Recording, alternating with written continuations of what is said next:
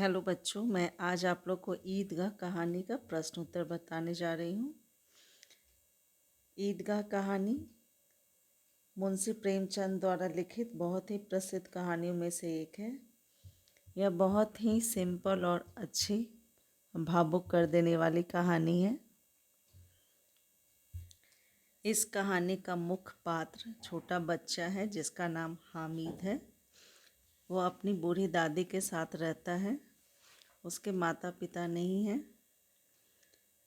वह रमज़ान के पूरे 30 दिनों के बाद गांव के लोग ईद के त्यौहार पर मेले जा रहे थे। वो भी उनके साथ जाता है और अपनी दादी के लिए एक लोहे का चिमटा खरीद कर लाता है। उस मेले में ना उसने कुछ खाया, न खिलौने लिए, किसी तरह का न झूला झूला।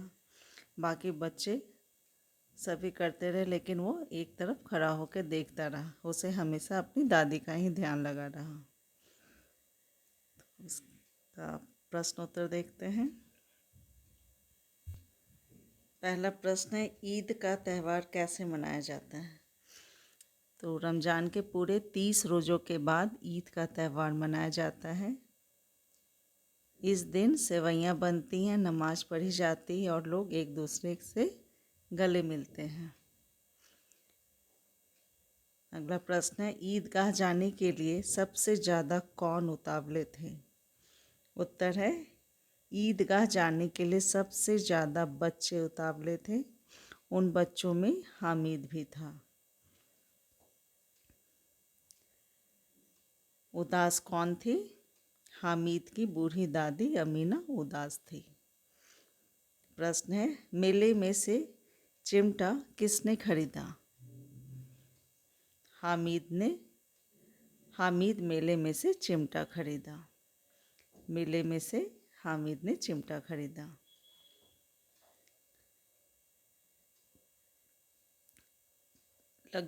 लघु उत्तरीय प्रश्न है, हामिद ने बहादुर शेर किसे कहा? उत्तर है, हामिद ने अपने चिमटे को बहादुर शेर कहा। हामिद ने अपने चिमटा को बहादुर शेर कहा।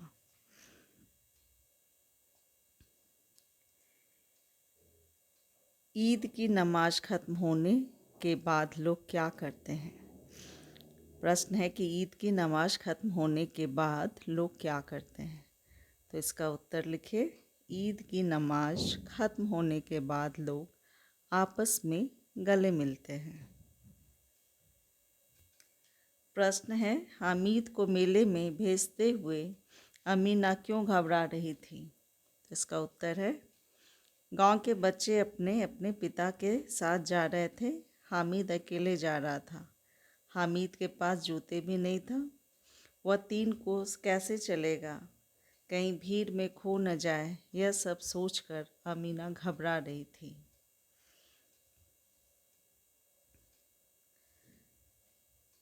प्रश्न है, दामन फैलाकर अमीना क्या कर रहे थे?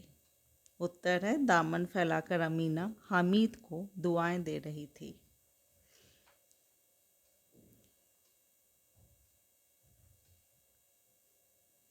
दीर्घ उत्तरीय प्रश्न है, हामिद ने ऊंट और घोड़े की सवारी क्यों नहीं की?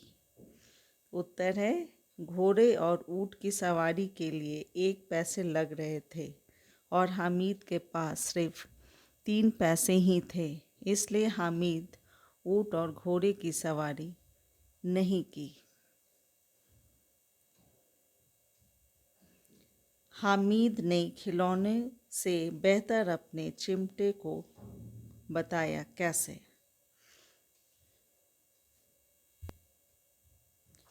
हामिद ने चिमटे को अपने कंधे पर रखा और अपने दोस्तों को बताया कि यह बंदूक हो गई।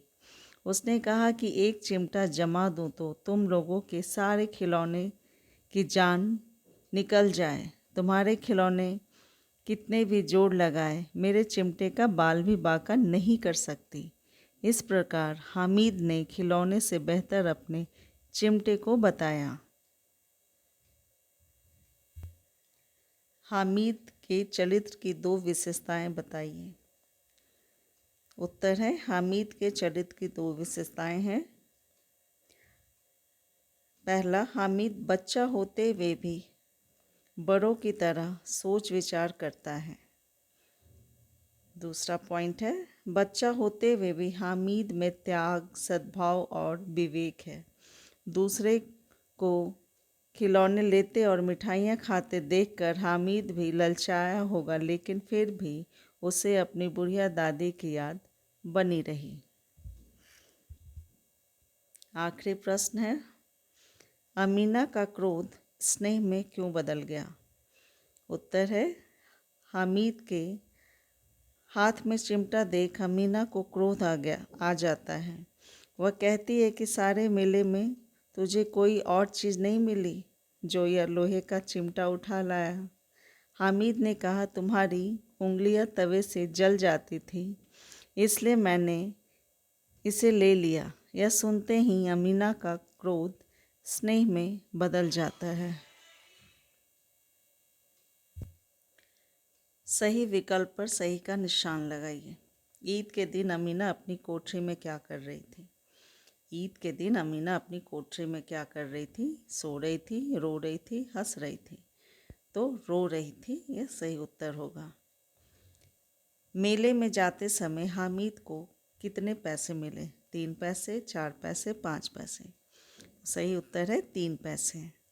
हामिद ने अपने चिमटे को क्या बताया? कीमती चीज़, काम की चीज़, बहादुर शेर? तो हामिद ने अपने चिमटे को बहादुर शेर बताया।